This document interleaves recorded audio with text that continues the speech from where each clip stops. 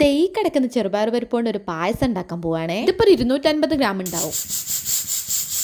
ഇതിന് വേണ്ടിയിട്ട് ആദ്യം തന്നെ ചെറുപയർ പരിപ്പ് ഒന്ന് കഴുകി വെക്കുക. പിന്നെ തേങ്ങേന്റെ 3 പാലെടുക്കണം. അല്ല, ആദ്യം എടുത്ത പാലും രണ്ടാമത്തെ എടുത്ത പാലും ഇവിടെ മാറ്റി വെച്ചിട്ട് മൂന്നാമത്തെ പാലിൽ വേണമെങ്കിൽ ചെറുപയർ പരിപ്പ് വേവിക്കാൻ. കുക്കറിൽ ഇട്ടിട്ടോ അല്ലാതെ എങ്ങനെ വേണമെങ്കിലും വേവിച്ചെടുക്കാം. ഈ ചെറുപയർ പരിപ്പ് വെന്ത് വരുമ്പോഴത്തേക്കും ഈ ശർക്കര ഒന്ന് ഉരുക്കിയെടുക്കുക. എന്തെങ്കിലും കല്ലോ പൊടിയൊക്കെ ഉണ്ടെങ്കിൽ പോട്ടേന്ന് വിചാരിച്ചിട്ടാണ്. അരിച്ചെടുക്കുന്ന സമയത്ത് അതങ്ങ് പൊയ്ക്കോളല്ലോ. ഈ കുക്കറിൽ കിടന്ന് വെന്ത ചെറുപയർ പരിപ്പിന് ഒരു പാത്രത്തിലേക്ക് മാറ്റിയിട്ട് അതിലേക്ക് ഈ ശർക്കരയും കൂടി ഒഴിച്ചു കൊടുക്കുക. എന്നിട്ട് പിന്നെ ചേർക്കേണ്ടത് രണ്ടാം പാലാണ്. അത് നന്നായി തിളച്ച് വരുന്ന സമയത്ത് കുറച്ച് ഏലക്കായും ജീരകവും ഒക്കെ പൊടിച്ച് വെച്ച ഒന്നാം പാലും കൂടി ഇതിലേക്ക് ചേർത്ത് കൊടുക്കുക. ഇതൊക്കെ ചേർത്ത് ഇളക്കുമ്പോൾ പായസം ഉണ്ടാക്കുന്ന ആളെയും കൂടി ഒന്ന് കാണിച്ചു തരാം. ഒന്നാം പാൽ വെച്ചതിന് ശേഷം പിന്നെ അധികം തിളക്കൊന്നും വേണ്ട. നെയ്യിൽ അണ്ടിപ്പരിപ്പും മുന്തിരിയും കൂടി ഇട്ടിട്ട് ഒരു വറവും കൂടി ഇട്ട് കഴിഞ്ഞാൽ പായസം റെഡി. കുറച്ച് കാലത്തിന് ശേഷം കുടിക്കുന്നതിനെ കൊണ്ടാണോ ഇനി അമ്മ ഉണ്ടാക്കിയതിനെ കൊണ്ടാണോ എന്താണെന്നറിയില്ല, പായസത്തിന് അടിപൊളി ടേസ്റ്റ് ചെയ്യുന്നു കേട്ടോ. ഇതാ ഇങ്ങനെ അണ്ടിപ്പരിപ്പൊക്കെ ഇളക്കി കൊടുത്തിട്ട് ചെറിയ ചൂടോടെ തന്നെ ഗ്ലാസ്സിലാക്കി ഊതി ഊതി കുടിക്കാൻ നല്ല ടേസ്റ്റ് ആണ്. ഇതിന് അടിപൊളി ടേസ്റ്റ് ഒക്കെ തന്നെയാണ്, പക്ഷെ എനിക്ക് കൂടുതലും ഇഷ്ടം അടപ്രഥമനാണ്. ഇനി നിങ്ങൾക്ക് ഏതാ പായസം ഇഷ്ടം എന്നൊന്ന് കമന്റ് ചെയ്യണേ.